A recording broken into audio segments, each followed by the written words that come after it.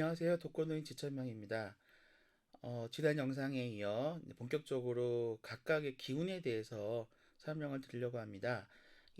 지금부터가 굉장히 중요합니다. 내용은 근데 누누이 제가 말씀드렸지만 외우려고 하지 마시고요.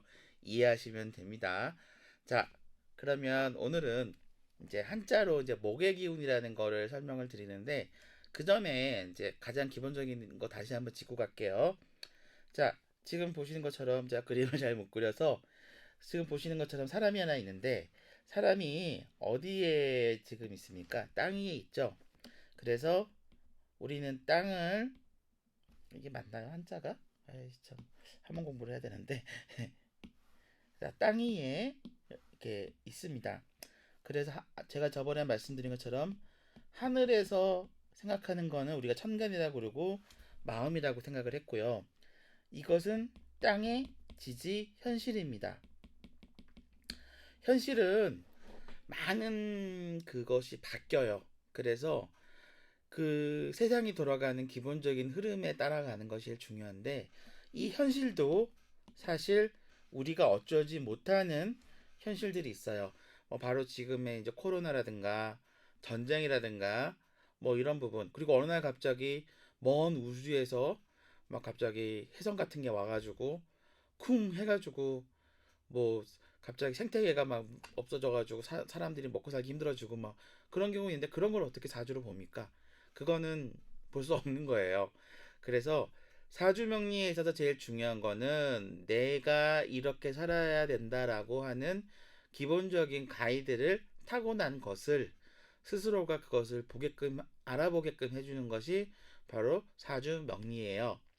그래서 지난 시간부터 제가 본격적인 이론을 들어갔는데 음양에 대한 얘기 잠깐 설명을 드렸고 그 다음에 5가지 기운 확산, 더확산, 유지, 응축, 더응축 설명을 드렸을 겁니다. 그 내용에 대해서 2가지를 조합해서 만들어내는 내용이 지금부터 시작이 됩니다. 그래서 지금 내용부터는 여러분들이 잘 따라주시고 중간중간에 질문 있거나 그런 부분들은 댓글로 남겨주시면은 제가 그 AS 차원에서 다른 영상을 설명을 할 때 다시금 설명을 드리거나 혹은 그 영상만 따로 만들어서 드릴게요. 그만큼 지금부터 매우 중요합니다. 자, 그래서 지금 우리는 목화토금수에 대한 내용을 지난 영상에 설명을 드렸는데 이제 목화토금수가 서로 연결이 돼 있다라고 생각을 하는 거는 뒤에서 우리가 십신 혹은 육친이라고 하는 거를 설명을 할 때 나오는 내용이고요. 그거랑 별개로 각각이 차지하는 의미를 오늘부터 좀 심각하게 한번 받아들여 볼 겁니다. 자, 그래서 이제 제일 먼저 중요한 게 바로 목의 기운. 한자로는 나무목이죠. 나무는 어떻습니까?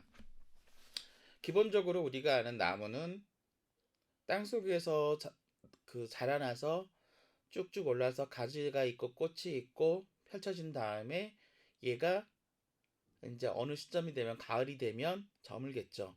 그래서 나무는 중요한 게 바로 지금부터입니다. 언제? 봄에 꽃이 피고 가장 활발하게 시작이 돼서 언제 저문다? 가을에 저뭅니다. 자, 그러면 이거는 우리가 눈에 보이는 밖에서 보는 것에서는 분명히 이렇게 보이죠.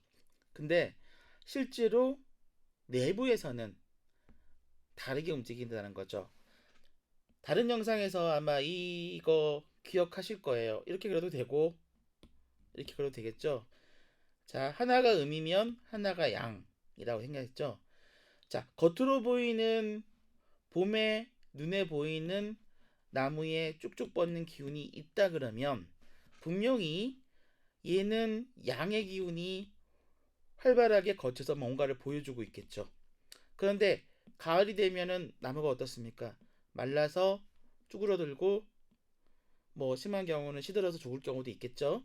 그래서 그때는 양의 기운이 극도로 눈에 보이는 건 얘가 삐리리 꼬라버리니까 삐리리 꼬라버리는 건 눈에 보이는 양의 기운이 약해지는 거잖아요. 근데 이 안에서 이 역할을 꾸준히 해주는 누군가가 있다는 거예요. 근데 우리는 겉으로 보는 얘만 보기 때문에 봄, 가을이 이렇게 움직이는 거고요. 자, 가을의 나무의 기운은 뭐냐면 봄에 펼쳤던 애가 만약에 여기서 죽고 없어져 봐요. 그러면 내년 봄에 다시 얘가 시작이 되겠어요? 안 되죠. 그래서 그런 걸 하기 위해서 내부에서 다음을 준비하는 겨울을 준비하기 위해서 뭔가 에너지를 전달을 하거나 그거를 해주는 역할을 하고 있다는 거예요. 그래서 나무라고 하는 거라고 보통 우리가 얘기하는 확산하고 뭔가를 시작을 하고 뭔가를 관계를 형성을 하는 이 기운은, 자, 눈에 보이는 봄에는 쭉쭉 나갑니다. 쭉쭉 나가고 다른 사람의 의견보다는 내 의견이 힘이 강하니까 나 하고 싶은 대로 하는 그런 성향을 가지는 경우가 많아요. 눈에 보이는 게. 반면에 가을이 되면 어떻습니까? 이런 기능들이 힘이 약해지겠죠. 그래서 이 사람들은 뭔가 시작을 잘하지만 마무리는 잘 못해요. 대신에 여기서 다음의 계절을 준비하는 이 확산을 해주는 작은 숨어있는 이 목의 기운은 무엇을 한다? 자, 이 사람은 어떻습니까? 자기 위주의 독단적이고 혼자만 쭉쭉 나간다고 제가 설명을 드렸죠. 그러면 이 힘이 약해지면 어떻습니까? 이 사람은 상당히 뭐라 그럴까요? 사교적이 될 수가 있고, 그리고 어떻습니까? 친화적이 될 수가 있겠죠. 그리고 다른 사람의 의견을 많이 듣고 다른 사람하고 좋은 관계를 형성을 하는 거예요. 왜냐? 에너지가 작아져 버리니까 이 작은 에너지를 계속해서 서로 응축하고 모아주고 서로 유지를 해야 다음에 봄에 이걸 써먹을 수가 있는 거예요. 그쵸? 자, 그래서 자, 정리를 합니다. 자, 우리가 알고 있는 확산이라는 의미를 갖고 있는 목, 봄의 기운은 봄에서 가장 신나고 가을에서 저문다. 그런데 반대쪽인 음의 영역에서는 가을에서부터 시작을 해서 봄이 저문다라는 거 보시면 됩니다. 그래서 역할이 봄에서부터 가을까지에서는 양의 기운을 갖고 있는 얘가 이 역할을 해주는 거고요. 가을에서 봄으로 갈 때는 음의 영역을 갖고 있는 얘가 이 역할을 해주는 거예요. 자, 그러면 이렇게 생각해 봅시다. 자, 어떤 사람은 간목이라는 것을 갖고 있고 어떤 사람은 을목이라는 걸 갖고 있는데, 자, 어디 갔나? 더기가. 네. 자, 아까 말씀드렸던 목의 기운이 눈에 보이는 양과 눈에 보이지 않는 음이 있어요. 그러면 양을 우리는 보통 간목이라고 이렇게 표현하고 그 다음에 음은 을목이라고 얘기를 합니다. 그러면 아까 제가 설명드린 거 다시 한번 정리를 할게요.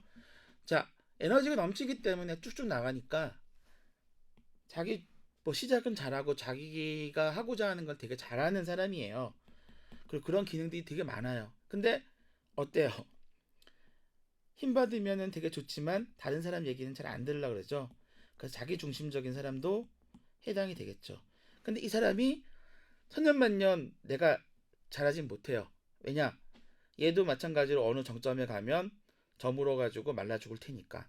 반면에 얘는 말라 죽는 데부터 시작해서 다시 태어나는 것까지 만들어주는 역할이기 때문에 관계가 되게 좋아요. 그리고 사교적이고 그다음에 말도 되게 잘해요. 그러나 눈에 보이는 뭔가 대단한 일을 하는 것 같이 보이진 않아요.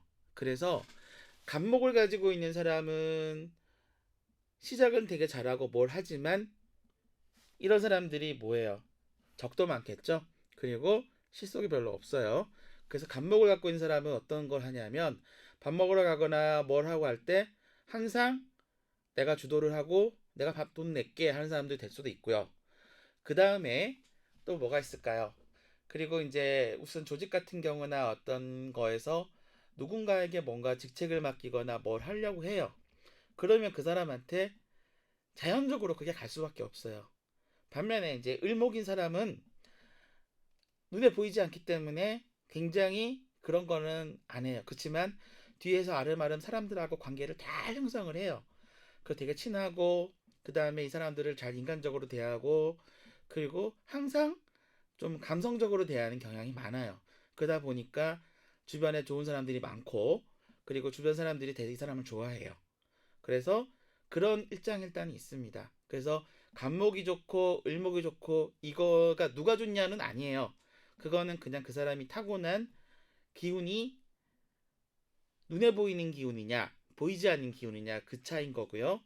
아까 말씀드린 것처럼 봄, 가을, 나무는 오직 봄과 가을 이 두 가지를 꼭 기억해야 됩니다. 그래서 봄부터 가을까지는 눈에 보이는 간목이